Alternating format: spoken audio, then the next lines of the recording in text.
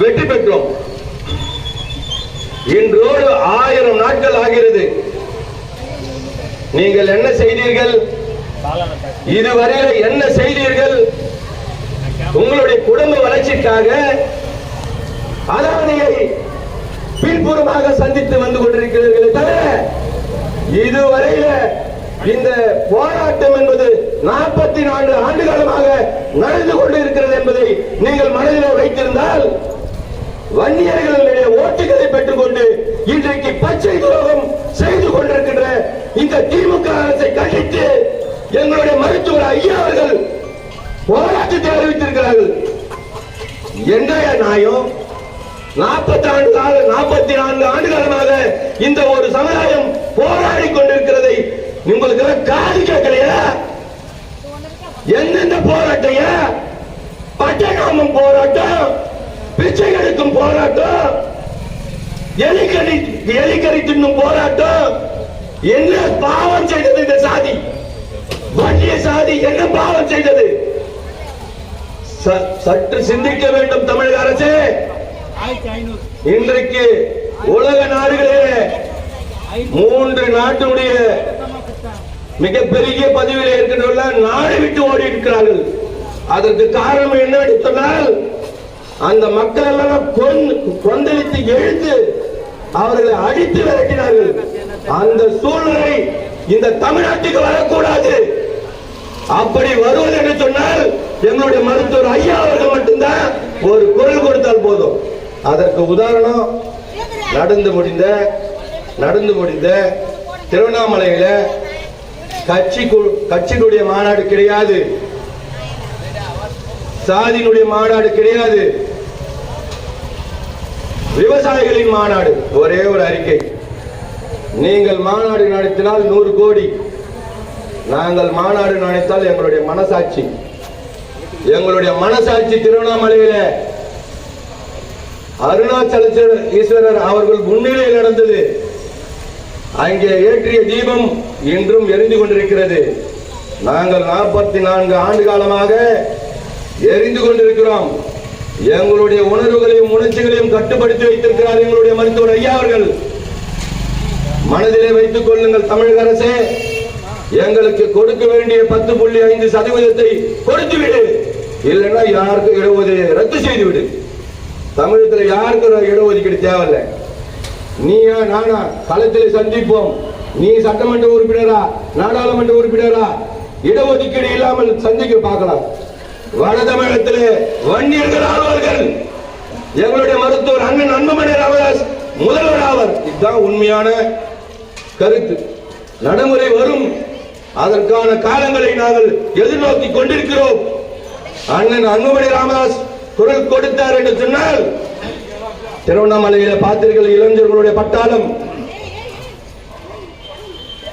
44 ஆண்டு காலமாக வெயிலிலும் மழையிலும் புயலிலும் நாங்கள் போராடி கொண்டிருக்கிறோம். எங்கள் போராட்டம் எல்லாம் உங்கள் கண்களுக்கு தெரியவில்லையா? இல்லை, உங்களுக்கு ஞாபகம் இருக்காதா? தமிழக அரசே, விக்கிரவாண்டி தொகுதியில் என்ன சொன்னீர்கள்? உங்களுடைய தேர்தல் அறிக்கையில் என்ன சொல்லியிருக்கிறீர்கள்? வன்னியர்களுக்கு இடஒதுக்கீடு நான் தருவேன். ஏன் இந்த மானங்கட்ட பொழப்பு? வன்னியர் ஓட்டு எங்களுக்கு தேவையில்லை என்று சொல்லி பார்ப்போம். நீ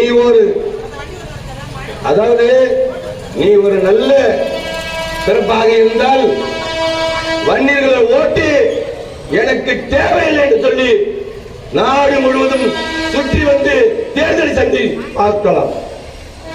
அப்போது தெரியும் இந்த திமுக இருக்கிற வன்னியர்களே, அதிமுக இருக்கிற வன்னியர்களே, உங்களுக்காக போராடி கொண்டிருக்கிற மருத்துவர் ஐயா அவர்களை ஏவலமாக பேசுகின்ற அந்த தொடர்பு கட்டுகளை இன்றைக்கு வன்மையாக கண்டிக்கிறேன். எங்களுடைய மருத்துவர் ஐயா அவர்களை இழிவுபடுத்தி பேசிய முதல்வர் அவர்களே, வேலை இல்லையா? உன் சாதிக்கு யாரு கொடுத்தது இடஒதுக்கீடு? எங்களுடைய மருத்துவர் ஐயாவர்கள் போட்டு பிச்சை வரலாறு.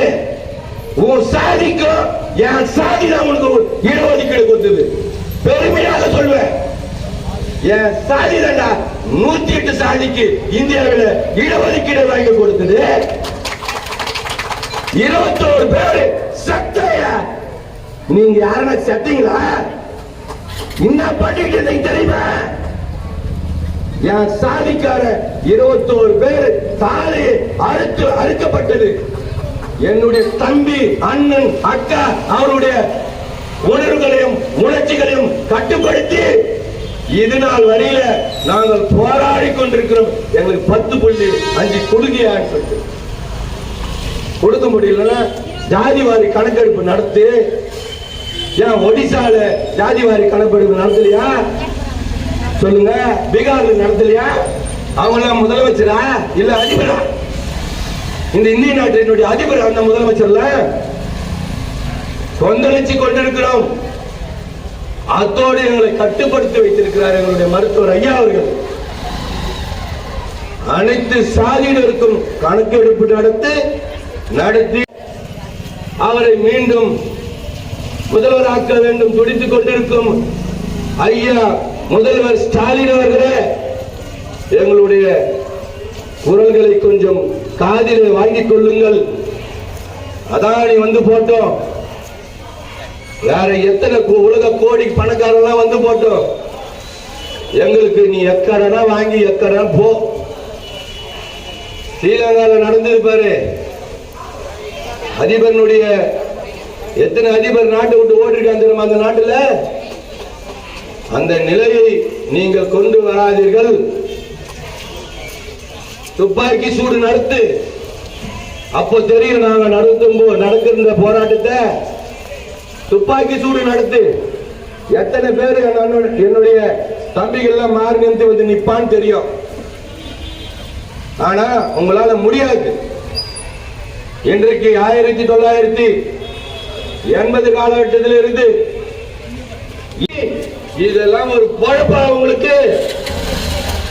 உள்ளே வாகனங்கள் வரக்கூடாது என்று 10 கிலோமீட்டர் தூரத்தில் நிறுத்தினீர்கள். காவல்துறைகளை வைத்து எங்களை அடக்குமுறை செய்தீர்கள்.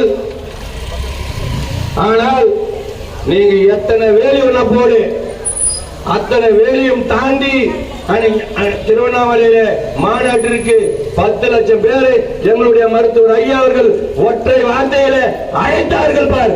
அதான் எங்களுடைய மருத்துவர் ஐயா, அதான் எங்களுடைய மருத்துவர் ஐயா அவர்கள். ஸ்டாலின் அரசை சிந்தித்து பார்க்க வேண்டும். நான் இன்னும் உங்களை பத்தி கிழிப்பேன். எனக்கு நேரம் ஏஞ்சிக்கும் போதே சொல்லிட்டாரு நம்மளுடைய மாநில இளைஞர் சங்கத்தினுடைய செயலாளர் லயன் டாக்டர் பாலுவேக அவர்கள். கொஞ்சம் சற்று குறைச்சி பேசிட்டாரு. வன்னியர் சங்க போராட்டம் குறைச்சா பேச முடியும்? 120 கிலோமீட்டர் வேகத்தில் வருகின்ற ட்ரெயினே நிறுத்தணும் என்னுடைய சாதிக்கார பேச்சா நான் நிறுத்த முடியும்?